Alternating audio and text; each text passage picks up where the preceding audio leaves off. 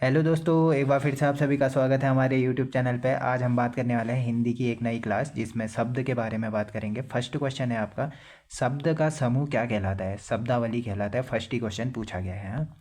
अब बात करेंगे शब्द होता क्या है।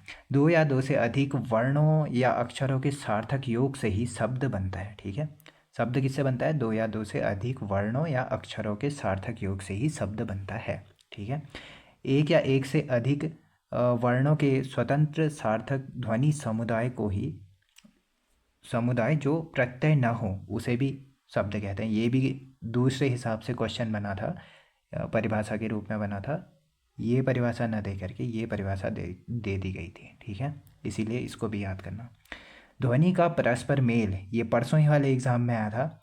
एक एग्जाम में आया है, यूके ट्रिपल एस सी ने ही पूछा है, ध्वनियों के परस्पर मेल से क्या बनता है करके शब्द बनता है, ठीक है। निश्चित अर्थ को प्रकट करने वाले वर्ण समूह को ही शब्द कहते हैं, ठीक है। फिर है, अर्थ के आधार पर भाषा की सबसे छोटी इकाई शब्द कहलाती है। अर्थ के आधार पर सबसे छोटी इकाई। भाव या भावार्थ के आधार पर सबसे छोटी इकाई वाक्य कहलाती है। और भाषा की सबसे बड़ी इकाई वाक्य कहलाती है। ये मैं पहले भी बता चुका हूँ। शब्द और पद में अंतर क्या होता है ये जानिए फर्स्ट में। शब्द व पद में अंतर, ध्वनियों के मेल से शब्द बनता है। ध्वनि के मेल से शब्द बनता है। फिर जब शब्द को वाक्य में प्रयोग किया जाए तो वह पद कहलाएगा, ठीक है। जैसे ध्वनियों के मेल से शब्द बन गया। अब उस शब्द को जैसे राम, राम लिखा हमने, राम एक अच्छा लड़का है, अगर इसको ऐसे लिख दिया तो राम पद के रूप में हो गया, ठीक है। अब राम खल्ली राम ऐसे लिख दिया तो वो क्या कहलाएगा? एक शब्द कहलाएगा खल्ली, बस, ठीक है। यही अंतर होता है। शब्द एवं वाक्य के बीच की कड़ी को पद कहते हैं, ठीक है।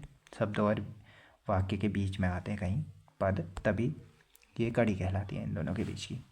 शब्दों के प्रकार चार टाइप के शब्द होते हैं। फर्स्ट है इसमें उत्पत्ति, उद्गम, स्रोत, इतिहास के आधार पर पांच प्रकार के होते हैं। फर्स्ट ही क्वेश्चन ये भी बना है और यूके ट्रिपल एस सी ने ही बनाया है कि उद्गम के आधार पर शब्दों के कितने प्रकार होते हैं? पांच प्रकार के होते हैं। फर्स्ट है तत्सम शब्द।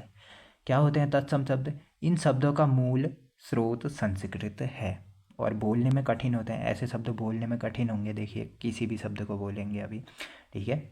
और संस्कृत के समान जो शब्द होते हैं उसे तत्सम शब्द कहते हैं, ठीक है। इन शब्दों में विसर्ग का प्रयोग होता है। ये सबसे इम्पोर्टेंट क्वेश्चन, ये पूछा भी गया है, दोनों ही क्वेश्चन बने हैं, परिभाषा और ये विसर्ग का प्रयोग किस में होता है करके, तत्सम में होता है या तद्भव में होता है? तत्सम में विसर्ग का प्रयोग होता है।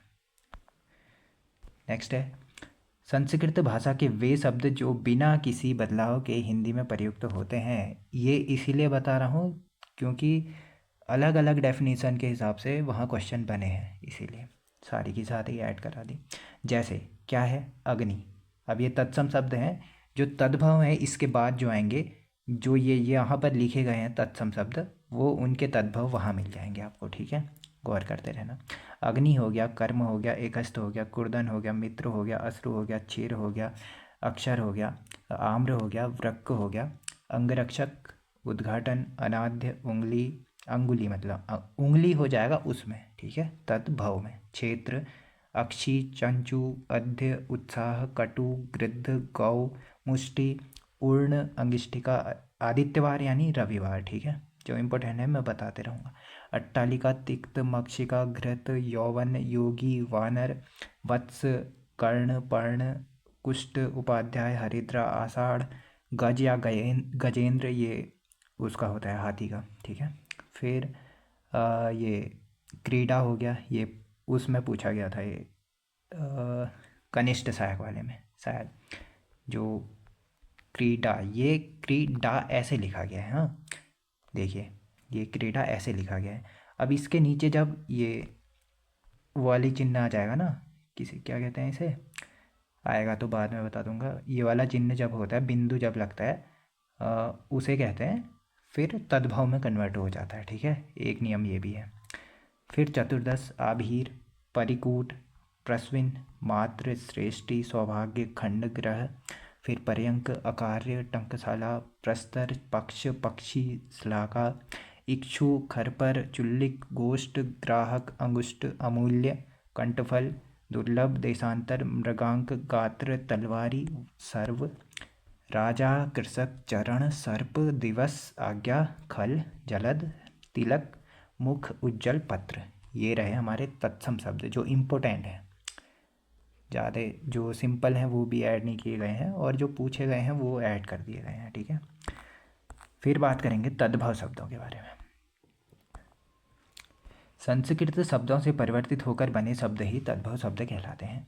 संस्कृत भाषा के ऐसे शब्द जो रूप परिवर्तन करके हिंदी में मिल गए हैं उसे तद्भव शब्द कहते हैं, ठीक है।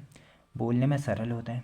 देखिए जैसे वहाँ बताया था मैंने, इनके जो तत्सम शब्द है वहाँ लिखे गए हैं, तद्भव यहाँ बता दिए तद्भव वाले में, ठीक है। अग्नि बताया था, आग हो गया। फिर कर्म, काम, काज हो गया, ठीक है। इकट्ठा हो गया, कूदना हो गया। मीत, आंसू, खीर, क्षीर का होता है ये। अक्षर, अक्षर का। आम्र का आम, भेड़िया, अंगरखा। फिर उखाड़ना।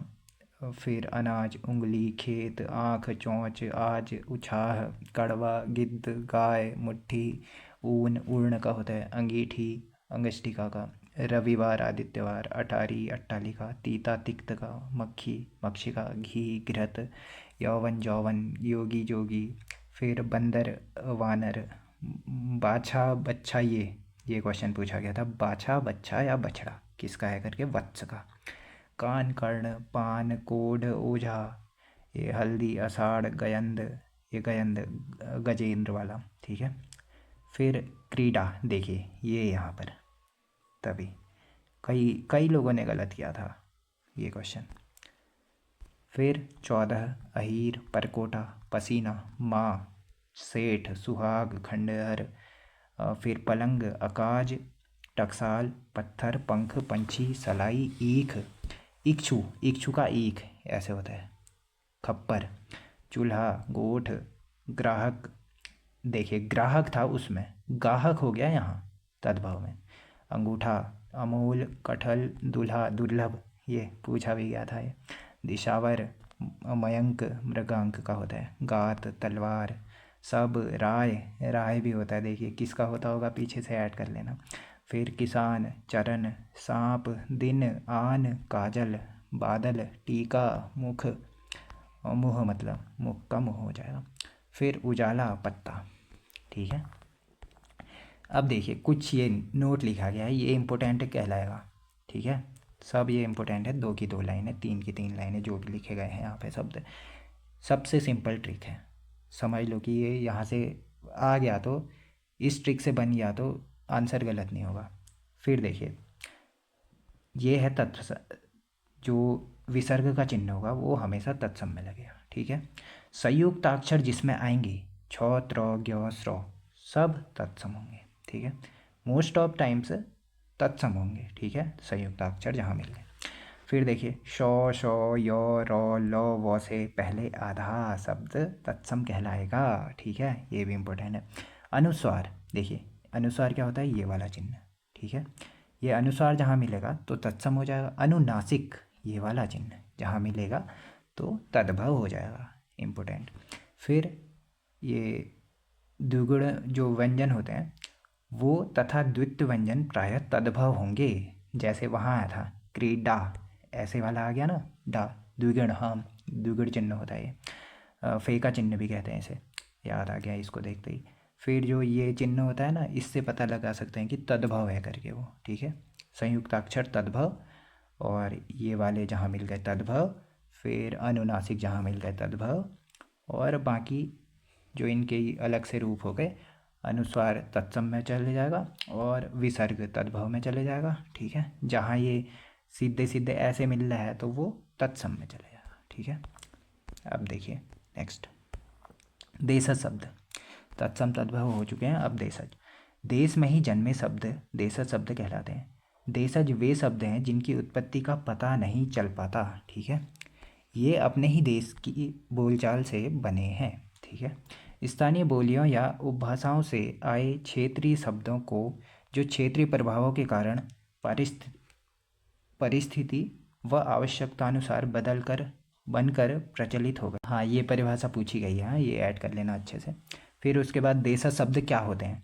अक्खड़, मक्खन, ठुमरी, फटफटिया, भिंडी, गड़बड़, खलबली, गोबर गोबर, उपला, तेंदुआ, ठेठ, फुनगी, डोंगा, थैला, डोसा, हिचकी, कटोरा, खिचड़ी, जूता, अ, खिड़की था ये खिचड़ी, पगड़ी, लोटा, डिबिया, ढिबरी। फिर भजन, भजन भी यहाँ का है देशज शब्द। फटाफट, डंडा हो गया। फिर घोटाला, फिर झोला, थप्पड़, खप्पर, अचानक, चकमा, खुरपा, खटपट, टांग, मोर, चिड़िया। ये देखिए, ये इम्पोर्टेंट हो सकते हैं क्योंकि ये लग रहा है कि हिंदी के शब्द हैं, पर मोर और चिड़िया यहीं देश में जन्मे शब्द हैं। खर्राटा हो गया, थाली, तोंद, टोंटी, खटखटाना, जगमग, खोखा, पेटी, पेटी खोखा कितना बढ़िया शब्द है। सुपारी, ये देखिए, पेटी खोखा, सुपारी, ये एक दूसरे से रिलेट करके चलना। फिर गुलाब जामुन, चमचम, लड्डू, पेट, पगड़ी, ये सब देशज शब्द हैं। विदेशज या विदेशी या आगत शब्द। विदेश में जन्मे शब्द विदेशज शब्द। विदेशी भाषाओं से हिंदी में आए शब्द विदेशज शब्द या ये आगत शब्द या विदेशी शब्द। हिंदी में विदेशज शब्दों में फारसी शब्दों की संख्या अधिक है क्योंकि मुगल काल में फारसी शिक्षा व शासन की भाषा थी, इसीलिए विदेशज शब्द हैं सर्वाधिक। कौन से? मुगल काल में फारसी के। नेक्स्ट है, अब शब्द हैं। देखिए, चीनी भाषा के जो शब्द हैं, चीनी, चाय, चीकू, लीची, चाउमीन। देखिए, चीनी, चाय, चीकू, लीची, चाउमीन, चौ चौ चौ वाले ही हैं देखिए ज़्यादातर, ये याद कर लेना लीची करके। लीची, चीनी। डच, तुरुप, bomb, drill. Greek, telephone, atom, delta. और यूनानी, ग्रीक यूनानी भी होता है कभी कभी। फिर टेलीग्राफ हो गया। रूसी के रूबल, स्पुतनिक, सोवियत वोडका। अब ये देखिए, रूबल यहाँ की मुद्रा है, स्पुतनिक ये है, इससे ही रिलेट है, कुछ याद नहीं आ रहा अभी। स्पुतनिक, सोवियत संघ, रूस। तीन तो वैसे ही याद हो जाएंगे, वोट का याद करो, रूसी का। जापानी, रिक्शा, सायोनारा, सुनामी। देखिए, सुनामी शब्द कैसा है? जापानी, पढ़ा होगा आपने। जापानी, जापानी हो गया, ठीक ही हो गया। रिक्शा, सायोनारा हमेशा ही पूछता है, याद क्या करना है? सुडोकू और इमोजी, ठीक है। जापानी शब्द। पस्तो, पठान, गुंडा, अखरोट, पस्तो शब्द हैं। फ्रांसीसी या फ्रेंच, कारतूस, कूपन, काजू, बादाम, पिकनिक, कर्फ्यू, रिपोर्टाज, आमलेट, बिगुल, रेस्तरा। लैटिन भाषा का यही है, टेलीफोन। और भी बहुत सारे होते हैं। तुर्की, खजांची, गलीचा, चोगा, बावर्ची, बेगम, बहादुर, मुगल, लाश, उर्दू, तलाश, कैंची, बीवी, ताश, चाकू, तोप, बारूद, दरोगा, तमगा, चेचक, कूली, लफंगा, कुर्ता, तुर्क, तमंचा, कालीन। पुर्तगाली शब्द हैं, अचार, आलपिन, गमला, तौलिया, कॉफ़ी, अलमारी, बाल्टी। फिर आलू, पिस्तौल, पादरी, पपीता, संतरा, अनानास, फीता, मिस्त्री, बोतल, ठीक है। नेक्स्ट है अरबी भाषा के। सिफारिश, किस्मत, दुकान। सिफारिश, किस्मत, दुकान, औरत, तारीख, अमीर, कीमत, इज्जत, वकील, किताब, गरीब, मदद, औलाद, कानून, फ़कीर, उम्र, जिस्म, जहाज, तबला, तमाशा, दवा, दावत, नशा, मुहावरा, मुकदमा, मुल्क, मौसम, मौलवी, मुसाफिर, शराब, हुक्म, पैगंबर, अखबार, इम्तहान, तकिया, जुलूस, हैजा, शहद, किस्मत, अल्लाह, इशारा, तकदीर। फिर है फारसी भाषा के। हिंदी हो गया, ये पूछा जाता है हिंदी। अफसोस, गिरफ्तार, आवारा, जहर, बीमार, अनार, चश्मा, दरबार, रुमाल, आमदनी, आईना, कबूतर, कुश्ती, खरगोश, गरम, ये भी पूछा गया है।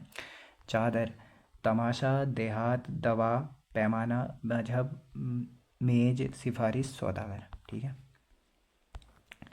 थोड़े से बच गए हैं, शंकर भी पढ़ लेंगे, 5 के 5। फिर हज़ार, ये भी पूछा गया है शब्द है, ये शायद कनिष्ठ सहायक पुराने वाले में आया था, बहुत पहले वाले में। शर्म, चौकीदार, अंजीर, अंगूर, सब्जी, चालाक, तनख्वाह, दफ्तर, सरकार, गुलाब, हफ्ता, आमदनी। अब ये लास्ट है संकर शब्द, संकर शब्द उससे पहले हम तत्सम, तद्भव, देशज, विदेशज, अपसंकर, लास्ट उद्गम, स्रोत या इतिहास के आधार पर 5 होते हैं ना, 5वां ये रहा संकर या मिश्रित शब्द। वह शब्द जो अलग अलग भाषाओं के शब्दों से मिलकर बने होते हैं। ठीक है, स्कूल मास्टर, स्कूल अलग भाषा के, मास्टर अलग भाषा के। फिर रेलगाड़ी, सीलबंद, छायादार, पानदार, चुगलखोर, डाकघर, रेल मंत्री। फिर प्रेस प्रतिनिधि, लाठीचार्ज, बेघर, बे अलग है, घर अलग है, खेल तमाशा, खेल अलग है, तमाशा अलग है, तहसीलदार, तहसील अलग है, दार अलग है। फिर जांचकर्ता, जांच अलग है, कर्ता अलग है। ठीक है, इस प्रकार से हमने 5 प्रकार पढ़ लिए हैं ये। अब बात करेंगे, फिर उसके बाद बात करेंगे व्युत्पत्ति, रचना, बनावट के आधार पर। ये भी कर ही लेते हैं, ज़्यादा टाइम नहीं लगेगा, इनमें भी थोड़ा सा बचा है। ये व्युत्पत्ति, रचना, बनावट के आधार पर।